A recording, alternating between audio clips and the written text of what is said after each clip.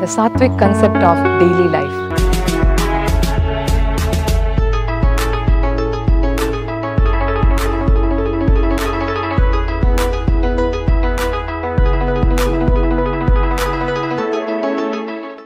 Namaste, welcome to Sattvic concept of yoga.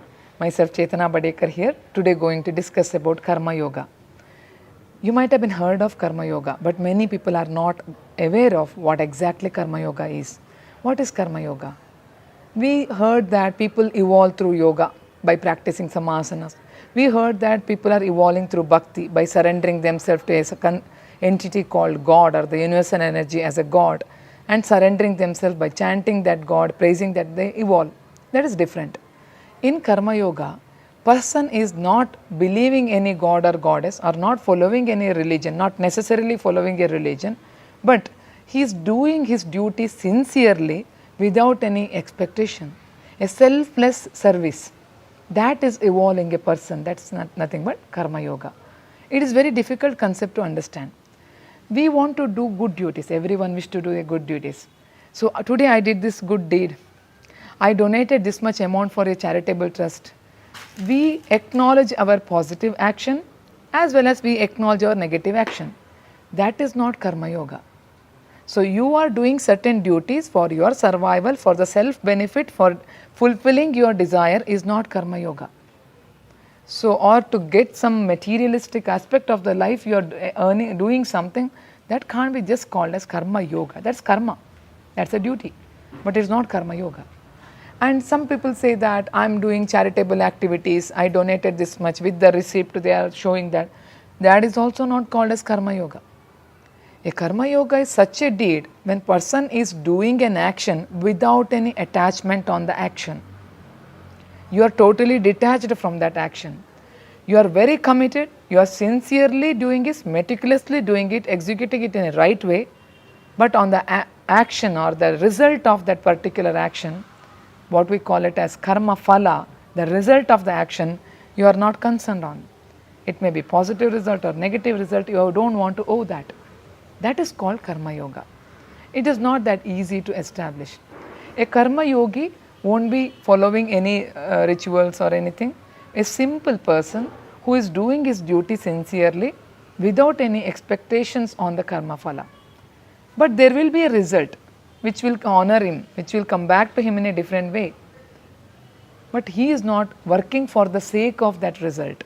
That is Karma Yoga. Here first what happens, initially there are different type of karmas are there, different type of duties. Certain duties are tamasic. As we know that in yoga, we don't just classify as positive and negative or yes or no. There are no two options actually. There are three options, Sattvika, Rajasika and Tamasika, which is very positive, holistic, we classify as Sattvika, which is very negative or lethargic, we classify as Tamasika. The in between, not too lethargic, highly active, not able to settle down but still engaged in the activity, that is Rajas. So among the duty also we have Tamo karmas like Tamasic karmas, Rajasic karmas, Sattvika karmas. So tamasic karma, you are engaged in a negative activity. Daily you are engaged in deteriorating yourself. The quality of human being is deteriorating. That is tamasic karma. Rajasic karma, you are hyperactive, you are active. You can't come back from that action to inaction. So you are prone to more action. You don't have, there is an accelerator but there is no brake, that kind of condition. That is Rajasic condition, Rajasic karma, which will engage you into more and more activities. Today you did something, as a result of karma, the karma phala will make you to engage into 10 more activities. Then you will get stressed, strained, fatigueness. That is Rajasic karma. In Sattvika karma, you are doing the duty not with the over-excitement, not with the attachment of the result, just in a very particularly in a holistic way, without any expectation on the karma phala. Then it has become Sattvika karma. A person who is a Karma Yogi, first he will evolve from Tamasic karma to Rajas, Rajasic karma to Sattvik karma. Then he has to achieve Akarma. What is Akarma? The Akarma is that state when every action is not resulted, not bothered of its result. That is inaction. There is a story.